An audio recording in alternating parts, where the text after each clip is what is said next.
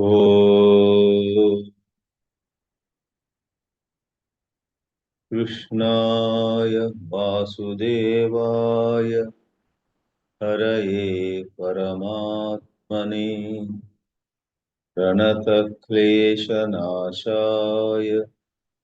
गोविन्दाय नमो नमः।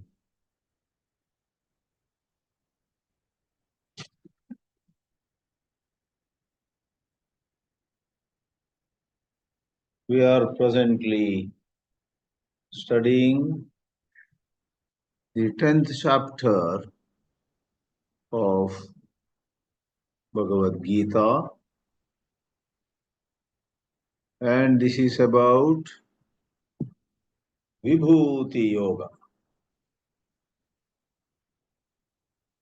Vibhuti Yoga, the chapter where we learn the glories of Bhagavan.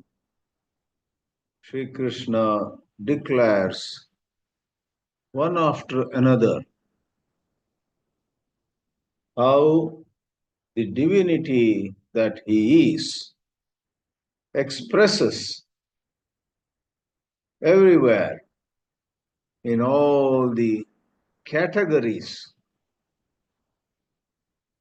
The last verse we saw was 32, where he said, in all the cycles of creation, he is present in the beginning, in the middle, and in the end also.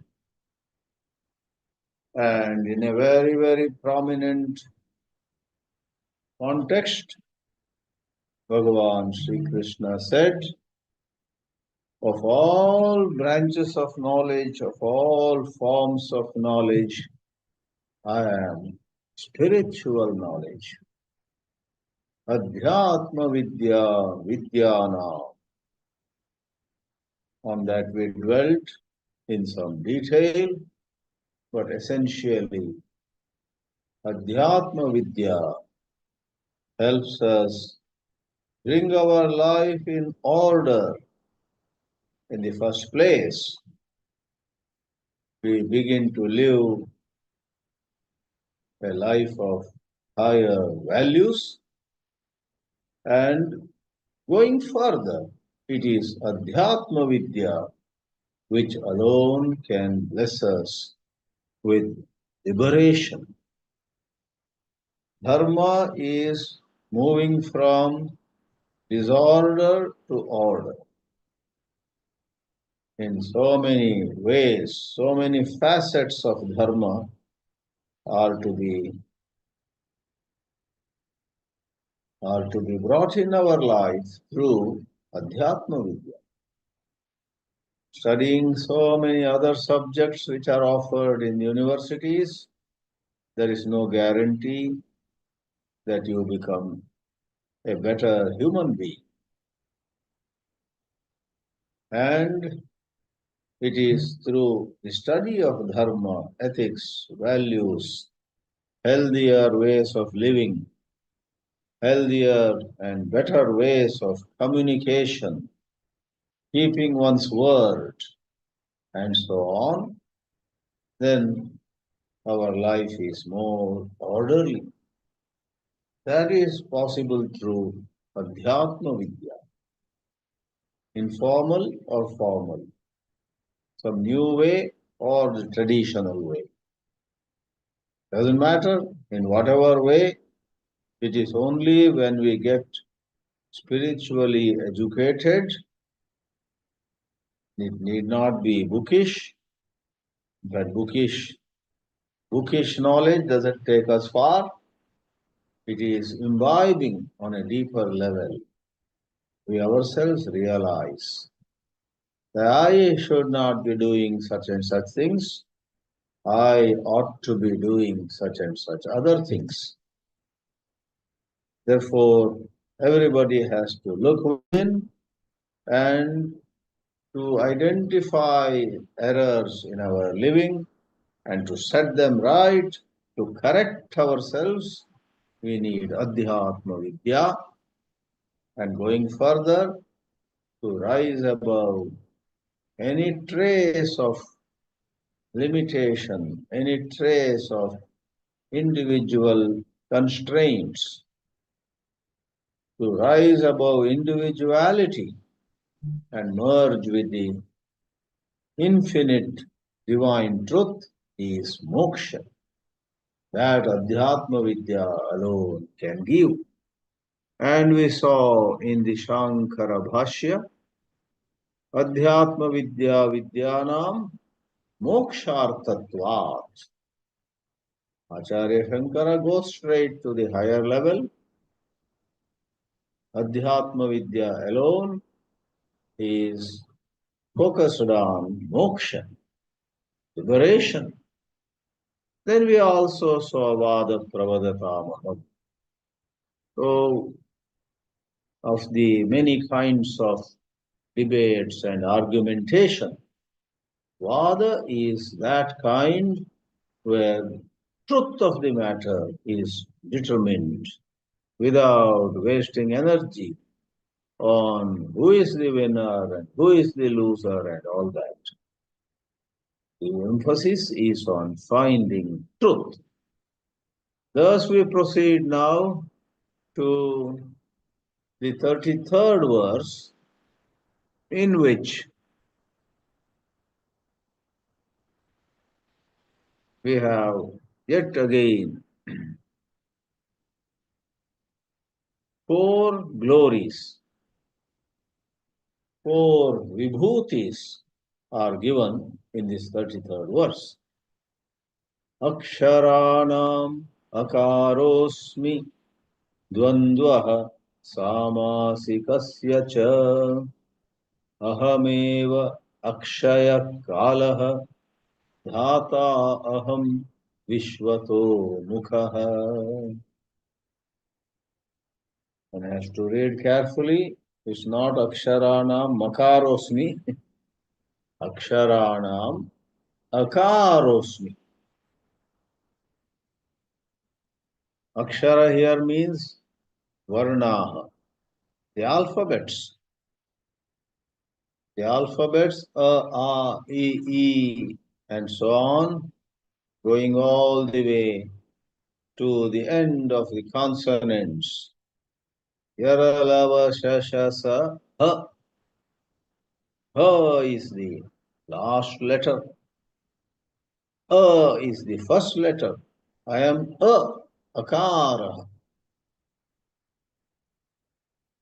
In English language also, A stands for anything that is of higher value. A grade, A1. Many companies are named A1. Near my house there is a dry cleaner, A1 dry cleaners. So what does A1 mean? Top class. So in English you may say, among the alphabets I am A. In Sanskrit or in the Indian spiritual tradition, we have Aksharanam, Varnanam, Akarosmi. Someone pointed out that if you take the first letter, and if you take the last letter, yara, lava, shasha, sa, ha. Some people write kshatrajna, etc. That is not anything new. Ksha is made of ka and sha, and tra is made of ka, ra, and a, and nya is made of ja and nya. Therefore, there's just some more vyanjanas, some more consonants. They are called sanyukta vyanjana, or conjunct consonants. Nothing new really. The alphabets end with ha. And the person pointed out, if you take a the first and ha the last, and make a word aha. Aha is aham. Aham brahmasmi. This entire universe rests in this certain truth, which is, as the Vedanta reveals, is aham. Prathamam aksharam A iti, antimam aksharam Ha iti. Take both of them, aha and add a ma, aham. How interesting. Spiritual truths are contained everywhere in so many hidden ways. Aksharanam akarosmi. Dvandvaha samasikasya cha. Samasika means samasa. Everybody knows. Samasa is in a way present in all languages, but it is used in big way in Sanskrit. English language also has compound words. Soap box, a box in which soap is kept.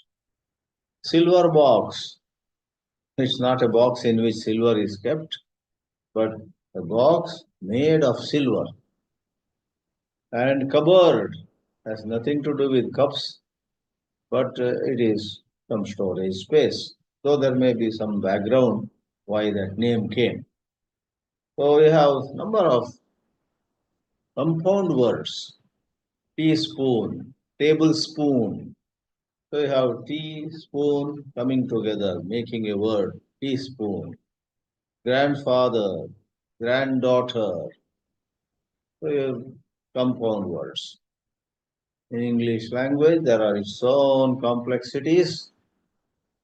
If you use a good dictionary, they show some words are compounds, but two words with character space between them.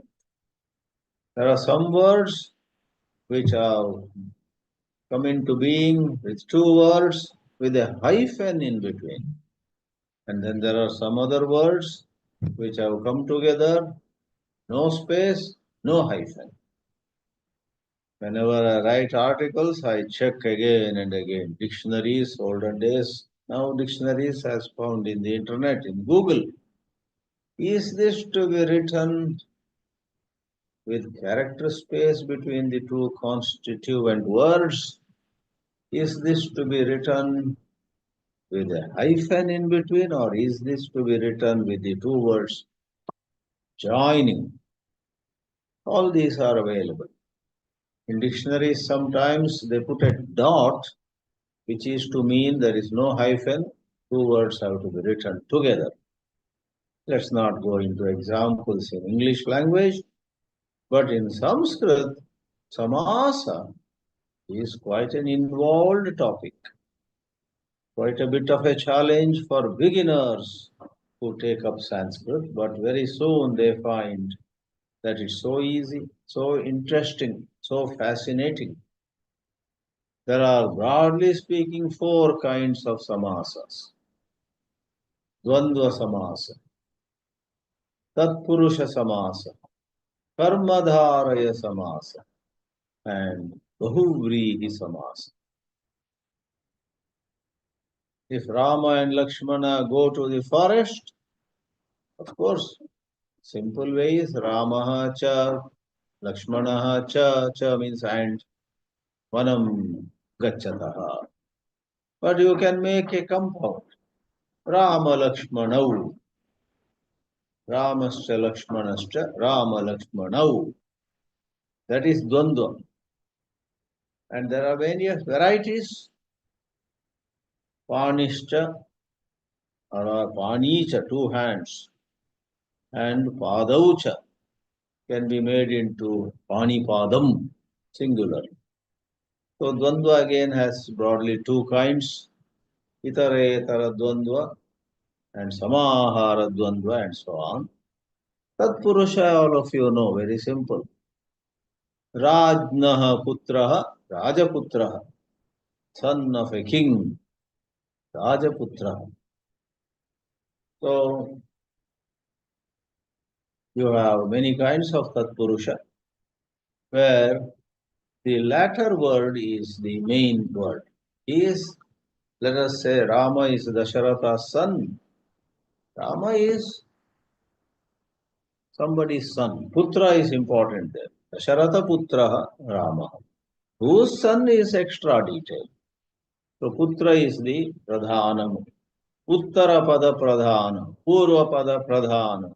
Such words are used. Tat Purusha Samasa. Lot of places they teach Sanskrit and they give a simple example. Vriksha Shakha. Compound word, Samasa. Vrikshasya Shakha. Vriksha Shakha. It's a shaka, it's a branch. Then you ask, branch of what? Branch of a tree. That of a tree is extra detail. So Tatpurusha typically is Uttarapada Pradhana. Vrikshasya Shakha, Vriksha Shakha. And it's like that. Then you have the third one, Karmadharaya. Nilotpalam, a blue lotus. Nilancha, Tat Utpalancha. So here both are given importance, though one is an adjective. It's mainly a lotus. What kind of lotus? It is a blue lotus. But what makes the Karmadharaya stand apart from Tatpurusha is both the words are in the same case, Vibhakti, Nilam, Utpalam. Whereas as we gave the simple example, Vrikshasya Shakha, Vriksha goes to the sixth case of a tree and Shakha remains in the first case. So Karmadharaya. And then we have what is first regarded as difficult. Very soon you find it's not all that difficult. If you get a sense of what it could mean, then this Bahuvrihi is easy. My favorite example is Bhagavan Vishnu has a name, Chakrapanihi. Chakra means disc, Sudarshan Chakra. Pani means hand. The word Chakrapani is very interesting. It's the name of Vishnu. He is not the disc, he is not Chakra, he is not Pani, he is not hand, but he is that God form that has a disc, Chakra, in his hand, Pani. Chakram Panau Yasyasa. So we say it is Anya Pada Pradhana. It is neither Purva Pada Pradhana nor Uttara Pada Pradhana, but Anya Pada Pradhana. Bhagavan Vishnu, he is neither Chakra nor Pani, but he is someone who has Chakra in his Pani. So Anyapada Pradhanaha Bahuvrihi. And lastly, in Bhagavad Gita itself, we have such compounds which are at several layers. I'm fond of that expression in the 4th chapter of the Bhagavad Gita, where it is said, Jnanagni dagda karmanam tamahum panditam tamahuhu panditam buddha. Jnanagni dagda karmanam. Let's say Jnana, Agni, Dagda and Karma. 4 words have come together. First of all, Jnana and Agni are a Karmadharaya Samasa. They become Jnanam eva Agni, Jnanagni. Then Tatpurusha comes into picture. Why that fire of knowledge burnt? Jnanagnina Dagdani iti Jnanagni Dagdani. Then you ask, so that is Tratiya Tatpurusha. So first you have Karmadharaya, then goes into Tatpurusha, then goes into Bahuvrihi. Someone whose karmas are turned to ash by the fire of knowledge. Saha, that person, somebody, or Sa, that lady. Yasya, Yasyahava, Karmani, Dagdhani, Dana Agnina. Jnanagnina Dagdhani Karmani Yasya Saha. That way it is explained. That is called Vigraha Vakya. Samasa is not same as Sandhi. Sandhi is two words come together and some letters change. Surya plus Udaya, Suryodaya. But if you use the word Suryodaya, where Sandhi has taken place, Surya plus Udaya, the word Suryodaya is a compound also. Suryasya Udayaha, Suryodayaha. Tatpurusha Samasa. So in the word Suryodayaha, there is Sandhi between the two words, and there is a Samasa, which is a process by which a certain meaning comes up. Sun's rise, the rise of the sun. So let's not go into more and more. What makes Sri Krishna say, I am Dvandva Samasa? So Dvandva Samasa, it is Ubhaya Pada Pradhan. Ramakrishna Vanam Gacchataha, let us say. Or there are two ladies, Lata and Veena.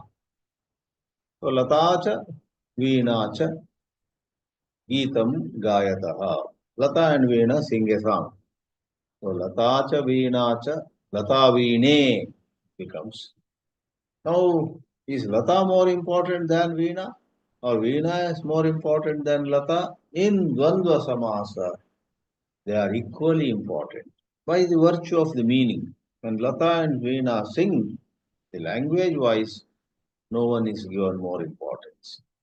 Whereas in Tatpurusha, in Karmadharaya, in Bahuvrihi, both the words are not equally important.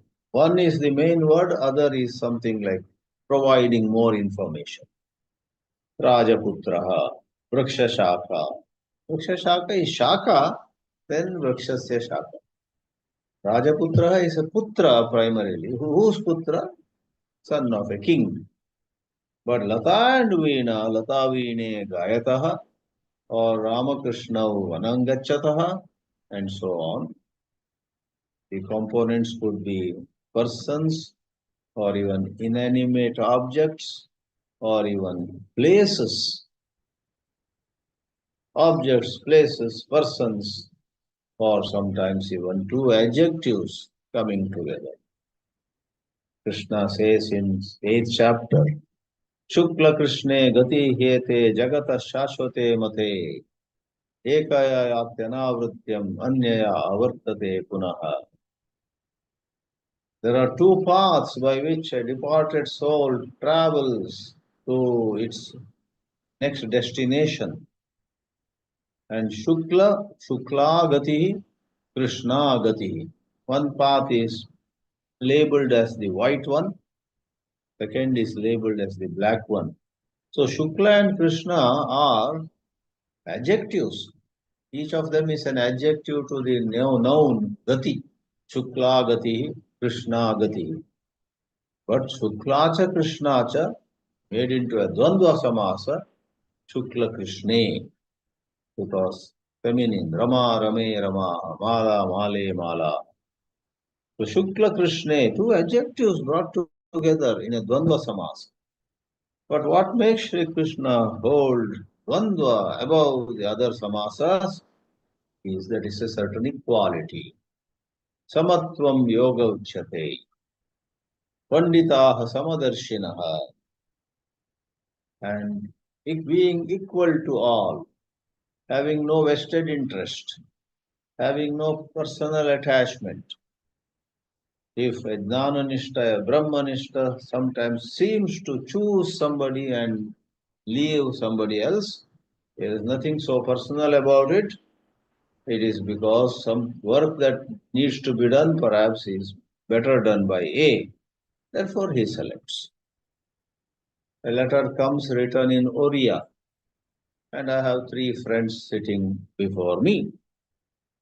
There is Rama Iyer, there is Krishna Nene, Maharashtrian, who knows Marathi, Rama Iyer knows Tamil, and there is some Mahapatra, who is from Orissa. Now, Mahapatra can read the Orissa letter. So I say, Mahapatra, please read this letter and let me know what is written in this. That's not partiality. I don't have anything special, personal attachment to Mahapatra, but Mahapatra can read Orissa. So in this context, so otherwise one is equal. Let it be Mahapatra, let it be Ayyar, let it be Nene, or let it be Khanna, let it be Singh, let it be a Nambudri, all of them are equal. So in Dvandva Samasa, there is a certain equal stress on both the words. Sometimes it can be more words also. Rama, Lakshmana, Bharata, Shatrugnaha, Dasharathasya Chatvaraha Putraha. One may have a sentence like this. Rama, Lakshmana, Bharata, and Shatrugna. In that case also, Dvandva Samasa is such. Dvandva doesn't have to be two only. It can be four, it can be six, it can be 20. So, number of words strung together like a compound or what like as a compound, and all of them are equally important. Rama, Lakshmana, Bharata, and Shatrugna are Dasharatha's sons. They are equally important in the linguistic sense. Otherwise, of course, Rama may be more important. So you should know the context. Anyway, Dvandvaha Samasikasya cha. Of Samasas, I am Dvandva. Thirdly, Ahame Vakshaya Kalaha. I am time. Everything perishes in front of time, but time keeps flowing. And Dhataham Vishwato Mukha. I am the supporter. I am the one who holds. Dha, Dadhati. Is holding. Shankaracharya takes Dhata to be Vidhata. Karma Phala Vidhata. Some places Da Alpa Prana and Dha Mahaprana both come out for the same meaning. Otherwise, Da Alpa Prana, Dana is giving, Dha Mahaprana is to hold. Nidhana, Karuna Nidhana, one who holds, one who has, one who possesses a lot of compassion, a repository of compassion. Karuna Nidhana. There you can't use the word Karuna Nidhana or Dana. Dana is giving. Adana is taking. Datta is given. Atta is taken. So Da is different, Dha is different. So here we have Dhata, Shankaracharya says, Dhataham karma phalasya vidhata. Sarva jagataha, Vishwatomuka, Sarvatomuka. In this world, in this creation, oops, there are countless living beings. Imagine that Sarvajna, Sarvashakta, Parameshwaram ensures everybody gets the result of his or her or its karma. A short video came to me early morning. There is a certain fish which is beautifully going over a sea. Going over meaning it flies from point A to B, and then from point B to C, the fish is going below the water, swims below.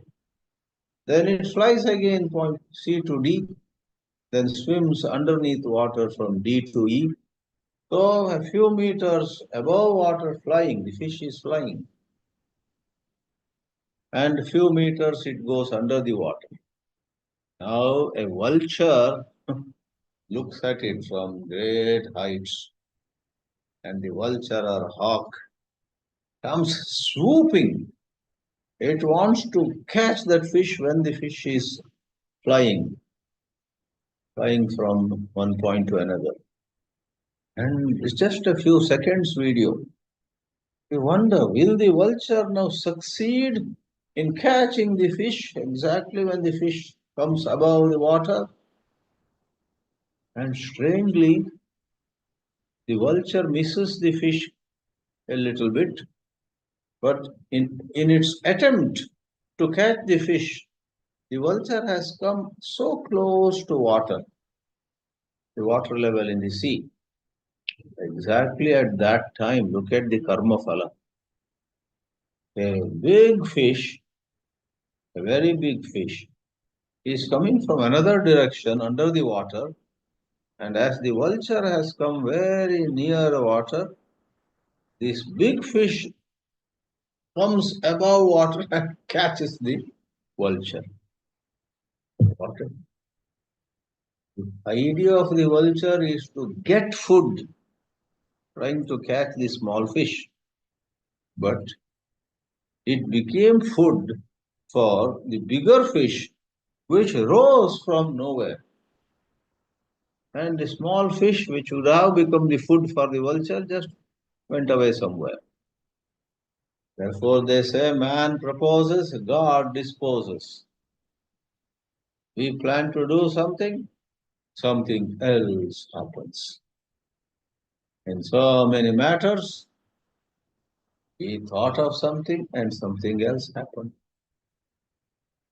There are so many stories, plays, movies are made of scenarios where life takes an entirely different turn. You never know what the next day has in store for us. Every one of you, I'm sure, has your own memories, pleasant or unpleasant, in your life, where you are all set to do something, but something else happens. I have my pleasant and unpleasant memories. I don't want to share any unpleasant memory here, but in a sense, a pleasant memory is 1980. I first time left my home state, Karnataka, ended up in Chennai, Madras. My idea was higher studies in technology. I thought I would go for higher studies in technology, but something else happened. I had not even heard name of Swami Chinmayananda. I heard his name, I saw a book, I attended a couple of his classes, and then life took a different direction. Rather than going further into technology, which I did for a couple of years, I went headlong into Vedanta study. Pleasant memory, I must say. That's good. I'm happy about it. So Shankaracharya says that supreme intelligence called Ishvara, who is here teaching us Bhagavad Geetā, is openly announcing, declaring, I am karma phalasya vidhata, dhataham vishvato mukha, sarvato mukha, in all ways, in all possible know, forms. He gives karma phala. So there is a great debate very many times. Do we have anything in our hands at all? And recently a certain long post, a long essay or an article was doing the rounds. A certain professor in Stanford University has argued very convincingly that actually there is nothing called free will. Free will is an illusion. Entire life of ours is set in motion by numerous forces. They are at work.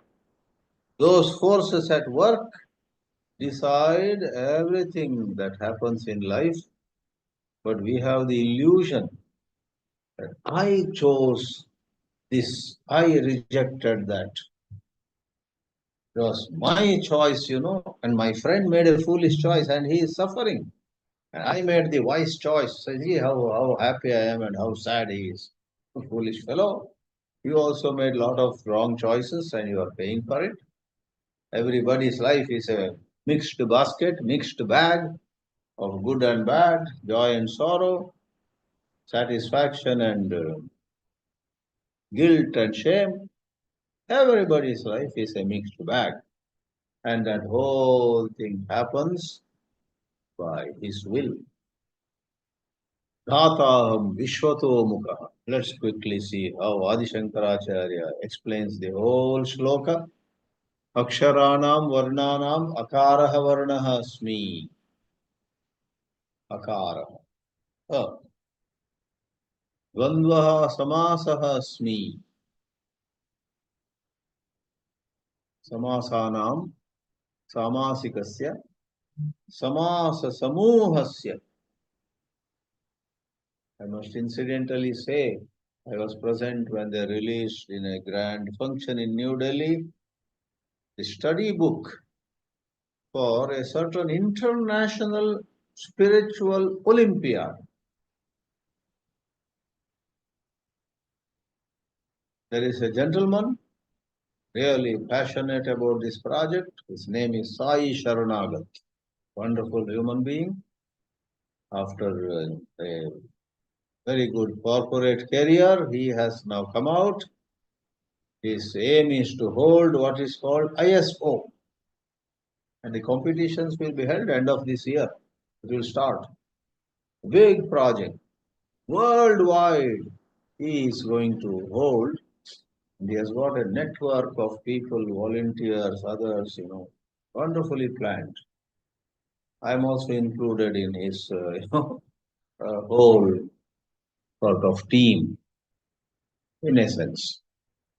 So they invited me to be very brief on this to New Delhi in India International Center. There was one of the grand functions. I attended just that function. And that particular function was to release the front cover of a whole book.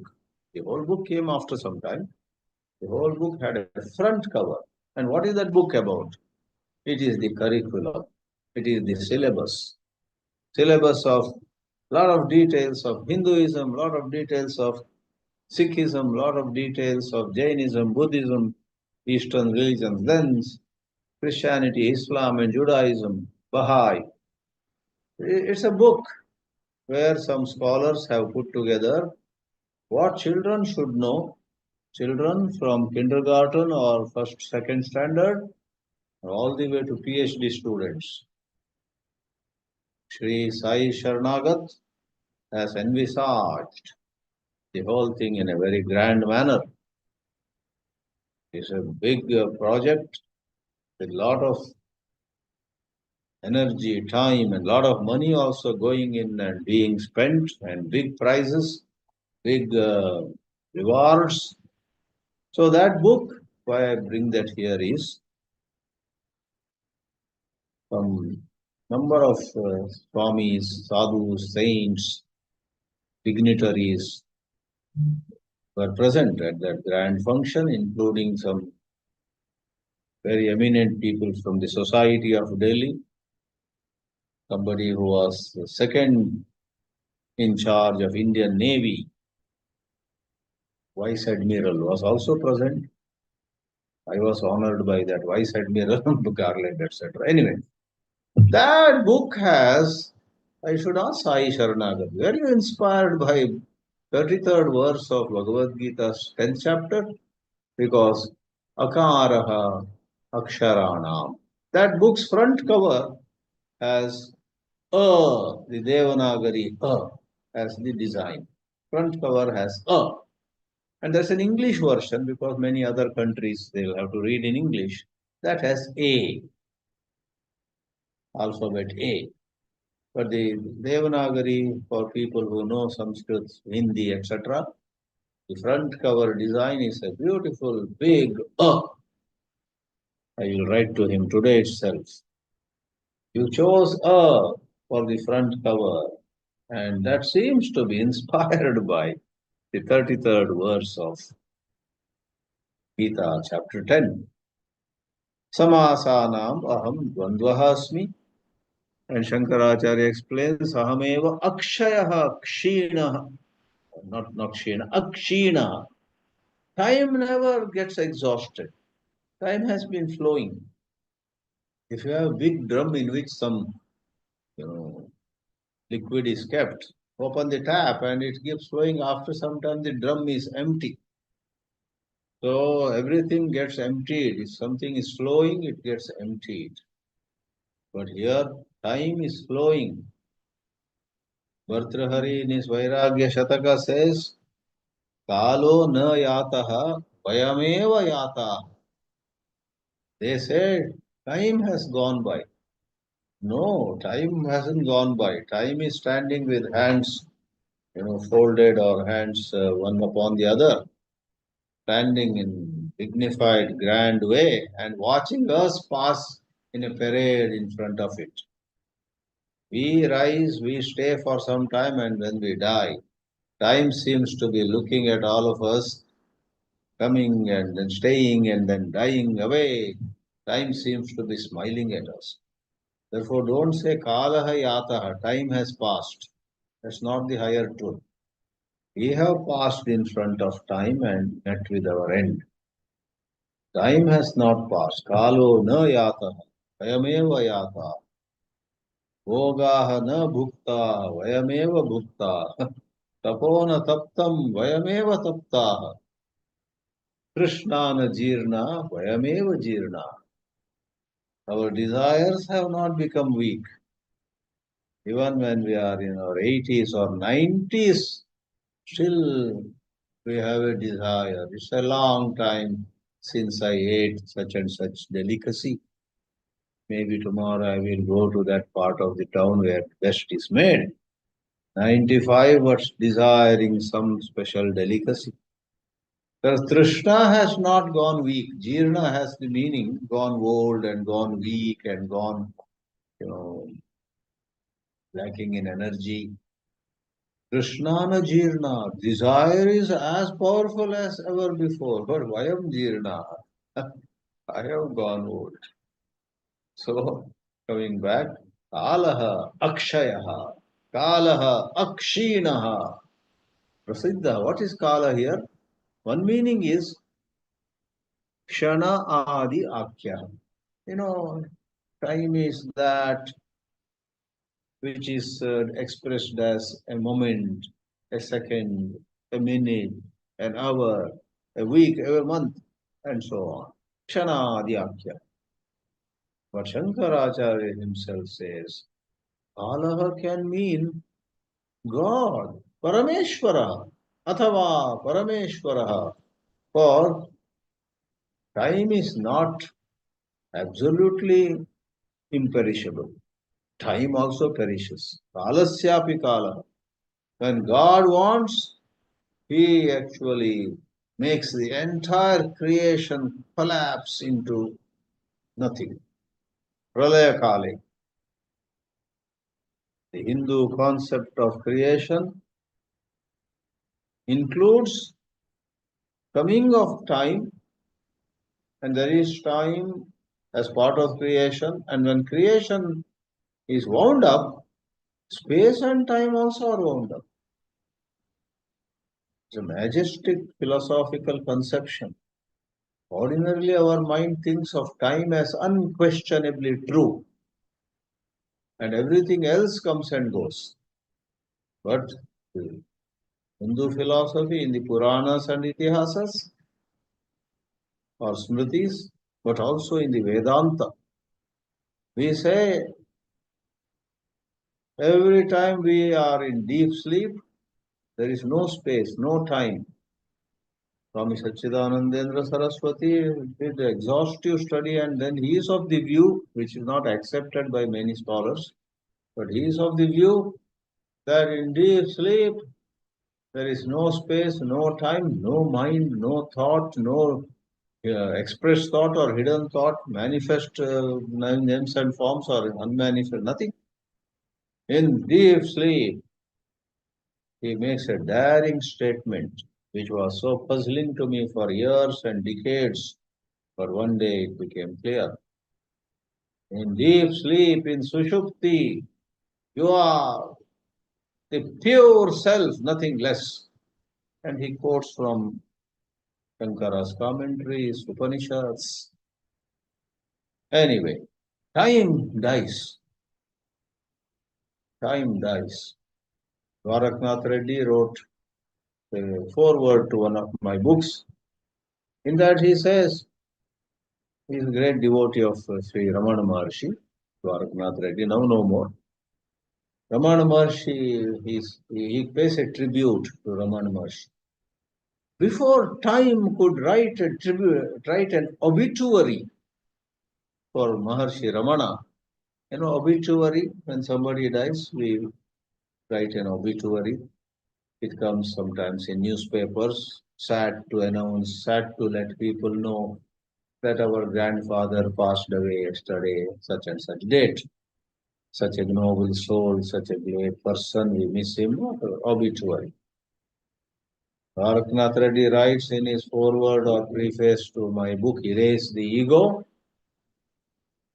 saying, before time could write the obituary of Ramana, Ramana wrote the obituary of time.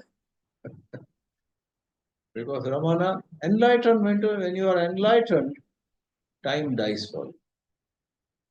Time and space, names and forms, death and birth, punya and papa, guilt and shame, pride, everything, all of them die. Because all of them are dependent on ego. Therefore, Shankaracharya writes beautifully, Atava Kalaha Parameshwara. I am Parameshwara. Kalasyapi Kalaha Asmi, says Shankara. And Dhata I have already explained. Incidentally, in the eighth mantra of Ishavasya Upanishad, that supreme reality Brahman, which is no different from Atman in the Advaita Vedanta, is said to distribute karma phala as per the karma of everybody. Yatha tatyato arthan vedadat shashvatibhyaha is the expression in that eighth mantra. Yatha tatyata, yatha tata, yatha bhavatah karma, tata eva bhavatah karma phalam. Yatha karma, tata phalam. As you sow, so shall you reap. Some philosophers have given some meanings which I don't accept. That the sense of you did such and such thing in last life and therefore you have to suffer in this life is all funny, it's all childish. They are childish, I would say. In Sanatana Dharma, one who did has to pay for it or reap the benefit in the next life. But this philosophy of some people, some great philosophers, it says because individuality is false anyhow, ego is false anyhow, ego is a myth anyhow, there is no individual center. It is all energies in flow. So a packet of energy did certain things and then another packet of energy is paying for it. And to say that the same one who did some sinful act is suffering in this present life, etc., is not required. All that is required is to rise above this whole domain. They have an element of Vedanta, element of the spiritual insight of Upanishads in them, but Upanishads don't say that. Upanishads say on a lower level where you and I are, if you have lent $100 to somebody, tomorrow you don't go and ask somebody else. You are given $100 or 10,000 rupees, let us say, to Ram, and you don't go tomorrow and ask John, give me back that $100. You can't. You go and ask Ram only. So like that, Sanatana Dharma says, unless you are on a very high plane, you better accept Purva Karma and Adya, Aduna, at this time, Karma Phala. So the mantra 8 in Ishavasya says, glorifying the supreme truth with which you are actually identical, but you need to discover, you need to find that identity. सपर्यगा शुक्रमकायमवृणम् अस्नाविरगम शुद्धमपापविद्धम् कविर Manishi परिभू स्वयंभूः. And fourth line, याथा तत्यतो अर्थान व्यददात शाश्वतीभ्यः समाभ्यः. For all time to come, for all celestial, semi-celestial, human and other beings, I distribute the results of their own karmas. Vidhata, karma phaladhata. This way, every expression here has its charm, its significance, its poetic beauty. Therefore, Vibhuti Yoga has its own Vibhuti. Perhaps somebody might say, of the 18 chapters of Bhagavad Gita, I am Vibhuti Yoga. Adhyayanam Vibhuti Aham. They may add. I must joke. In our ashram long back, why? There was a brahmachari from Pune. He loved khichdi. Simple khichdi with some rice and dal and some little spice. And in the ashram those days, I don't know how now, Sunday evening the menu was khichdi. When he studied Vibhuti Yoga, he started saying in the dining hall, of all the items in the week-long menu, Bhagavan Sri Krishna comes to me as khichdi. Aharanam khichdi aham. He made a statement. Anyway, we will continue uh, next Wednesday in India, Tuesday night or evening in the West. The Gita classes will continue. Om Namo Bhagavate Vasudevaya.